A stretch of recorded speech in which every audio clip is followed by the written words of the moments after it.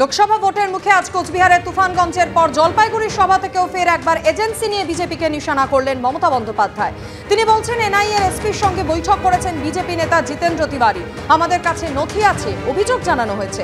রামনবমীতে নিজেরাই অশান্তি করে আবার এনআইএকে পাঠিয়েছে। বিজেপি নেতারা বলে দিচ্ছেন কার বাড়িতে অভিযান হবে, কার বাড়িতে আয়কর তল্লাশি, কার বাড়িতে ইডি সিবিআই যাবে, সব বিজেপি নেতারাই বলে দিচ্ছে। জলপাইগুড়ির সভা থেকে অভিযোগ মমতা বন্দ্যোপাধ্যায়। রামনবমী নিয়ে একটা নিজেরাই দাঙ্গা করলো, তাতে এনআইএ-কে পাঠিয়ে দিয়েছে।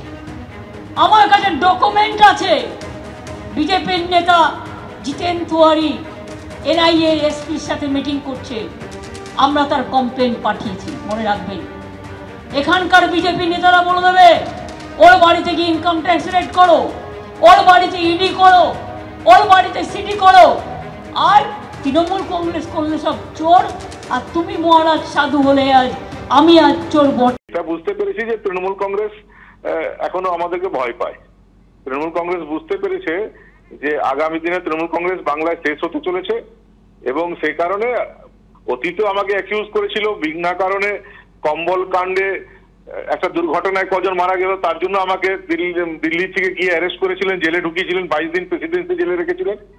আবার কোনো নতুন ফন্দি আসছে না, হয়তো নতুন কোনো চক্রান্ত হচ্ছে হয়তো। দেখুন, এর আগে আপনারা জানেন যে কুণাল ঘোষ তিনি প্রথমে এক্স স্যান্ডেলে এবং তারপর সাংবাদিক বৈঠক করে এই অভিযোগ করেছিলেন যে এনআইএর এসপি ডিআর সিং এর নিউ টাউনের বাড়িতে দুটি বৈঠক করেছেন দুই বিজেপি প্রার্থী। এমনকি নিজাম প্যালেসেও অফিসারদের সঙ্গে বৈঠক করেছেন বিজেপির আরেক নেতা। অভিযান চালানো এবং তৃণমূল নেতাদের গ্রেফতারির পরিকল্পনা করা হচ্ছে বলে সেদিন অভিযোগ করেন কুণাল ঘোষ। কি বলেছিলেন 29শে মার্চ দেখুন। সুখ বৃষ্টি বলে যে আবাসন আছে তার কাছাকাছি যে বাড়ি ডিএন সিং এর, সেখানে যান। পরপর দুটি বৈঠক হয়। সেই বৈঠকে তৃণমূল কর্মীদের নাম ঠিকানা দিয়ে দেওয়া হয়, অর্থাৎ বিজেপি সাজিয়ে রেখেছে। সেই মতো এক প্রস্থ নোটিশ চলেও গেছে,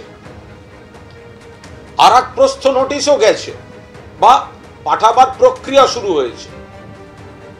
আর এক প্রস্থ কাল পরশুর মধ্যে যাবে, এবং কাল থেকে দু তিনটি জায়গায় এনআইএ অফিসারদের যাওয়ার, রেড করার বা তল্লাশি করার, যে ভাষা তাদের আইনে তার যে ভাষা আছে, কিছু কিছু ব্যক্তিকে ধরে আনা, এলাকা ছাড়া করা, এই দায়িত্বগুলো বিজেপি তাদের দিচ্ছে।